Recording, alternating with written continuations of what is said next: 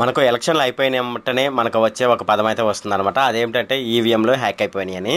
So ఎక్కువగా ఇది opposition party వాళ్ళు అయితే ఈవీఎం హ్యాక్ చేసి అధికార పార్టీ వాళ్ళు గెలిచారని అయితే వాళ్ళైతే అధికార పార్టీ మీద అయితే నిందలైతే వేస్తూ ఉంటారనమాట. అయితే ఈవీఎంలు నిజంగా హ్యాక్ అవుతాయా, దానికి సంబంధించి ఎవరి దగ్గర కూడా ఆన్సర్ అయితే లేదనమాట. సో అయితే మనకు సౌత్ ఇండియాకి చెందిన వాళ్ళైతే ఈవీఎం హ్యాక్ చేయకోకుండా ఆధార్ కార్డు ఆధారంతో ఓటు వేసే విధంగా ఒక సరికొత్త పద్ధతిని అయితే తీసుకురావడం జరిగిందనమాట. అదేమిటనేది మనం ఈ వీడియోలో డిస్కస్ చేద్దాము. ఈ మధ్యకాలంలో సోషల్ మీడియాలోనైతే ఒక వీడియోనైతే వైరల్ అవుతుంది. అదేమిటంటే తెలంగాణలో నార్కెట్పల్లికి చెందిన మాలవిక అనే ఒక అమ్మాయి రైల్వేలో సెంట్రల్ గవర్నమెంట్ జాబ్ సంపాదించాలని చాలా ఆశతో అయితే ఉందన్నమాట. అయితే చిన్న చిన్న అనివార్య కారణాల వల్ల ఆమె అక్కడి వరకు వెళ్ళి వెనుదిరిగి రావడం జరిగిందనమాట. అయితే తను ఎస్ఐ అని ఆల్రెడీ వాళ్ళ ఊళ్ళోనైతే చెప్పుకోవడం జరిగింది. అయితే దీన్ని కవర్ చేయడానికి ఆమె సంవత్సరంన్నర నుంచి ఎస్ఐగా డ్రెస్ వేసుకొని రైల్వే డిపార్ట్మెంట్లోనైతే కొనసాగుతూ ఉందన్నమాట. ఆమెకు సంబంధించిన వివరాలు కూడా మనం ఈ వీడియోలో డిస్కస్ చేద్దాము. మనకు ఈ మధ్యకాలంలో చూసుకున్నట్లయితే ఇన్స్టాగ్రామ్లోను, అలాగే యూట్యూబ్లోను, ఫేస్బుక్లోను ఎక్కువగా రీల్స్ అయితే చేస్తున్నారనమాట. ఇప్పుడు ఈ రీల్స్ పిచ్ అనేది మగవాళ్ళ కంటే ఆడవాళ్ళకే ఎక్కువగా అయిపోయిందనమాట. అయితే ఒక ఆమె ఈ రీల్స్ తీసే క్రమంలో ఆమె మెల్ల ఉన్న చైన్ని ఒక దొంగ అయితే వెతుకెళ్ళిపోవడం జరిగిందనమాట. సో ఇది ఎక్కడ జరిగింది ఏంటని వీటికి సంబంధించిన వివరాలు కూడా మనం ఈ వీడియోలో డిస్కస్ చేద్దాము. ఈ వీడియోలోకి వెళ్ళే ముందు నాదొక రిక్వెస్ట్ ఫ్రెండ్, అదేమిటంటే ఈ వీడియో కనుక మీకు నచ్చినట్లయితే ఇక్కడ క్రింద ఉన్న రెడ్ కలర్ సబ్స్క్రైబ్ బటన్ మీద అయితే ప్రెస్ చేయండి. ఇలా మీరు రెడ్ కలర్ సబ్స్క్రైబ్ బటన్ మీద ప్రెస్ చేయడం వల్ల నేను చేసిన ప్రతి ఇన్ఫర్మేషన్ వీడియో అనేది అందరికంటే ముందు అప్డేట్ రూపంలో మీ మొబైల్కి అయితే చేరిపోతుంది. ఇప్పుడు మనం వీడియోలోకి అయితే వెళ్ళిపోదాం. ఎన్నికల్లో నకిలీ ఓట్లను అరికట్టేందుకు కొంతమంది విద్యార్థులు సరికొత్త ఎలక్ట్రానిక్ ఓటింగ్ మెషిన్ అయితే అభివృద్ధి చేయడం జరిగిందనమాట. ఆల్రెడీ మనకు ఈవీఎం మెషిన్లు ఉన్నాయి కదా, దాంట్లోనైతే కొద్దిగా చేర్పులు చేయడం జరిగిందనమాట. అదేమిటంటే ఓటర్లు ఆధార్ గుర్తింపు ఆధారంగా పనిచేసే కొత్త ఈవీఎంను అయితే కనుగొనడం జరిగిందనమాట. అంతేకాకుండా ఒకసారి మనం ఓటేసినట్లయితే మరోసారి ఆ ఓటు అయితే తీసుకోదనమాట. ఆ విధంగానైతే వీళ్ళైతే ఈ ఈవీఎం మెషిన్ అయితే అభివృద్ధి చేయడం జరిగిందనమాట. అంతేకాకుండా మనం ఈ ఈవీఎం మెషిన్ని హ్యాక్ చేయడానికి కుదరదనమాట. ఈ వైర్లెస్ ఈవీఎంను చెన్నైలోని వెల్టెక్ యూనివర్సిటీ విద్యార్థులు అయితే తయారు చేయడం జరిగిందనమాట. వైఫై, బ్లూటూత్ లాంటి వైర్లెస్ లోకల్ ఏరియా నెట్వర్క్లపై ఈ ఈవీఎం మెషిన్ అయితే పనిచేస్తుంది అనమాట. ఇది ఎవరు తయారు చేశారంటే ఇంజనీరింగ్ ఫైనల్ ఇయర్ విద్యార్థులైన కె గణేష్, పి శివప్రియ అనే వాళ్ళిద్దరైతే తయారు చేయడం జరిగిందనమాట. గణేష్ కంప్యూటర్ సైన్స్ ఇంజనీరింగ్లో విద్యార్థి అనమాట. అలాగే శివప్రియ వచ్చి ఎలక్ట్రానిక్స్ అండ్ ఇన్స్ట్రుమెంటేషన్ ఇంజనీరింగ్ విద్యార్థి అనమాట. ఈ కొత్త ఈవీఎంలో ఓటర్లు ఆధార్ కార్డు ఆధారంగా ఓట్లు వేయవచ్చు అనమాట. ఈ ఈవీఎం అమర్చిన స్కానర్ మీద ఓటర్ కార్డు మీద క్యూఆర్ కోడ్ ఉంటుంది కదా, ఆ క్యూఆర్ కోడ్ని ఆ స్కానర్కి చూపించినట్లయితే ఆటోమేటిక్గా ఓటు అయితే నమోదవుతుంది అనమాట. ఒకసారి ఈ ఆధార్ కార్డుతో ఓటు వేసిన తర్వాత మరోసారి అదే ఓటు వేయడానికి వీలు పడదనమాట. ఎందుకంటే రెండోసారి ఒకే ఆధార్ కార్డును అయితే ఈ ఈవీఎం అయితే తీసుకోదనమాట. అంటే ఈ ఈవీఎం మెషిన్ రెండోసారి ఆ ఆధార్ కార్డు చూపిస్తే తీసుకోదనమాట. అంతేకాకుండా ఓటరు ఐరిష్ వేలిముద్రలు కూడా ఈ ఈవీఎంలో మనం చెక్ చేసుకోవచ్చు అనమాట. ఈ కొత్త మిషన్ గురించి ప్రభుత్వ అధికారులకు వివరించి అధికారికంగా అనుమతి పొందాలని ఈ ఇద్దరైతే విద్యార్థులు ప్రయత్నిస్తున్నారనమాట. ప్రభుత్వం అనుమతి ఇస్తే కనుక ఈ ఆధార్ వ్యవస్థ సర్వర్కు ఈ మిషన్ను అనుసంధానం చేసి పరీక్షించిన తర్వాత దీన్ని అయితే అందుబాటులోకి తీసుకురావడం జరుగుతుందన్నమాట. ఇది మనకు ఈ కొత్త ఈవీఎం మిషన్ అయితే వీళ్ళైతే ఈ విధంగానైతే అభివృద్ధి చేయడం జరిగిందనమాట. ఈమె నార్కెట్పల్లికి చెందిందనమాట. అంటే తెలంగాణలో నార్కెట్పల్లి ఉంది కదా, ఈ నార్కెట్పల్లికి చెందిన ఈమె పేరు మాలవిక అనమాట.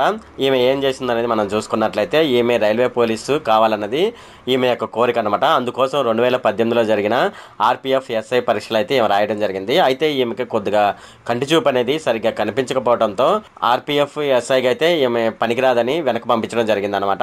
ఎలాగైనా తన తల్లిదండ్రులను, గ్రామస్తులను సంతృప్తిపరచడానికి పోలీసు అధికారిగా ప్రజల్లోనైతే చలామణి కావాలని ఈమెయితే నిర్ణయించుకోవడం జరిగిందనమాట. ఆర్పిఎఫ్ ఎస్ఐగా ఈమె ఒక అవతారం అయితే ఎత్తింది.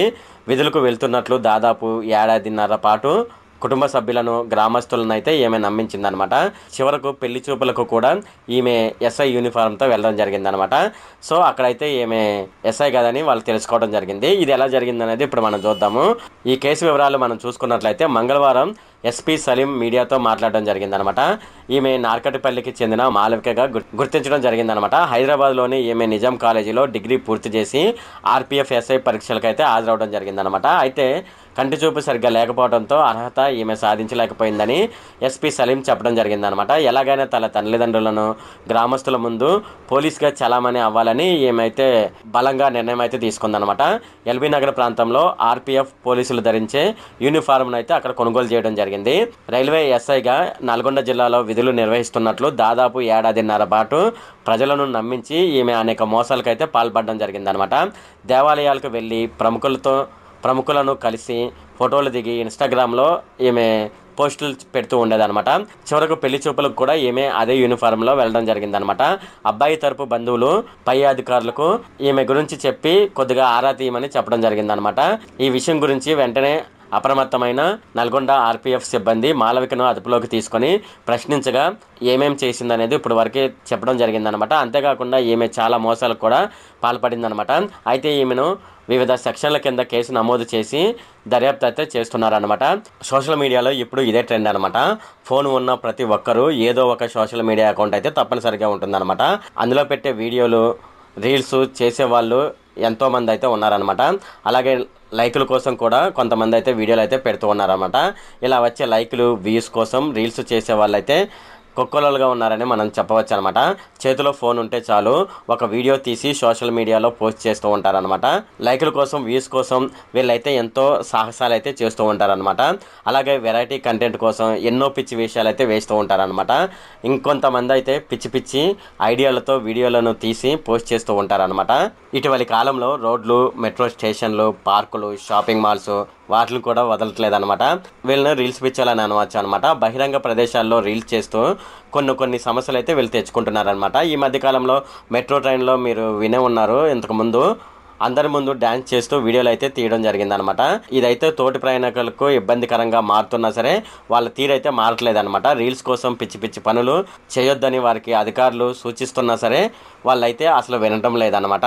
ఇప్పుడు నేను చెప్పబోయేది ఏంటంటే ఉత్తరప్రదేశ్లోనైతే ఒక విచిత్రమైన సంఘటన అయితే జరిగిందనమాట. అదేమిటంటే వెరైటీగా రీల్స్ చేద్దామని ఒక మహిళ రోడ్డుపై వీడియోలు తీసుకుంటుండగా బైక్పై వచ్చిన ఒక వ్యక్తి ఆమె మెడలోని చైన్ను లాక్కెళ్ళిపోవడం జరిగిందనమాట. యూపీలోని ఘజియాబాద్లో ఈ సంఘటన అయితే జరిగిందనమాట. ఇంద్రపూర్ ప్రాంతానికి చెందిన సుష్మా అనే ఒక మహిళ రీల్స్ చేసి సోషల్ మీడియాలో పోస్ట్ చేస్తూ ఉండేదన్నమాట. అదే పోయిన ఆదివారం ఏం జరిగిందంటే ఉదయం రహదారి ప్రక్కనే ఉన్న సర్వీస్ రోడ్లో రీల్స్ చేసేందుకు ఈమె ప్రయత్నించింది. కొంచెం దూరంలో ఆమె కెమెరా పెట్టుకొని కెమెరా వైపు నడుచుకుంటూ వెళ్తుందన్నమాట. అదే సమయంలో బైక్ పైన వచ్చిన ఒక వ్యక్తి ఆమె మెడలోని గొలుసును లాక్కెళ్ళిపోవడం జరిగిందనమాట. రీల్స్ చేస్తున్న సుష్మా తేరుకునే లోపు అతడు అక్కడ నుంచి వెళ్ళిపోవడం జరిగిందనమాట. రీల్స్ మోజులో పడి విలువైన వస్తువులు ఆమె పోగొట్టుకోవడం జరిగిందనమాట. ఈ వీడియో ప్రస్తుతం అయితే సోషల్ మీడియాలో వైరల్గా మారడం జరిగింది. ఇది చూసిన నెటిజన్లు మహిళ తీరుపైన ఆగ్రహం వ్యక్తం చేస్తున్నారనమాట. దొంగ గొలుసు లాక్కెళ్తుంటే కనీసం అడ్డుకునే ప్రయత్నం కూడా ఆమె చేయలేదని ఆమె పైన విమర్శలు అయితే కురిపిస్తున్నారనమాట. ఈమె కాదు, ఇలా రీల్స్ కోసం వెరైటీగా ప్రయత్నించి ఇలా బొక్కబోర్లో పడిన వాళ్ళు ఎంతోమంది అయితే ఉన్నారనమాట. లైక్స్ కోసం, వ్యూస్ కోసం వారు తాపత్రయపడుతూ ఉన్నారనమాట. చేతిలో ఫోన్, కెమెరా ఉంటే చాలు రీల్స్ కోసం రోడ్లెక్కిస్తున్న వాళ్ళకి ఇది ఒక గుణపాఠం అని మనం చెప్పవచ్చు అనమాట. కంటెంట్ కోసం పిచ్చి పిచ్చి ప్రయత్నాలు చేస్తే ఇలాంటి ఎదురు దెబ్బలు తగులుతాయని చాలా మంది అయితే కామెంట్ పెడుతున్నారు అనమాట. రీల్స్ చేయాలనుకోవడం తప్పులేదు, కానీ అందుకోసం అర్థం పర్థం లేని పనులు చేయడమే ఇబ్బందికరంగా మారుతుందని ఎప్పటికైనా ముందు వెనుక చూసుకొని ఏది అవసరమో ఏది అనవసరమో అని ఆలోచించి రీల్స్ చేసుకుంటే చాలా మంచిదని కొంతమంది అయితే వాదిస్తున్నారనమాట. అలాగే రీల్స్ కోసం ప్రయత్నించి గోల్డ్ చైన్ పోగొట్టుకుందనమాట. చాలా జాగ్రత్తగా అయితే ఉండండి. మీరు రీల్స్ చేయడంలో తప్పులేదు, కానీ కొద్దిగా వెనక ముందు చూసి రీల్స్ చేసుకుంటాం చాలా మంచిదన్నమాట. ఇది ఫ్రెండ్ ఈ వీడియోలో. ఫ్రెండ్ ఈ వీడియో కనుక మీకు నచ్చినట్లయితే ఇక్కడ కింద ఉన్న రెడ్ కలర్ సబ్స్క్రైబ్ బటన్ మీద అయితే ప్రెస్ చేయండి. అలాగే ఈ వీడియోని మీ ఫ్రెండ్స్ అండ్ ఫ్యామిలీ మెంబర్స్కి అయితే షేర్ చేయండి. అలాగే ఈ వీడియో సంబంధించి ఏమైనా కామెంట్లు ఉన్నాయనుకోండి, నాకు తప్పనిసరిగా కింద ఉన్న కామెంట్ సెక్షన్లో అయితే తెలియజేయండి. ఈ వీడియో అంతే friend. Okay, thank you friend.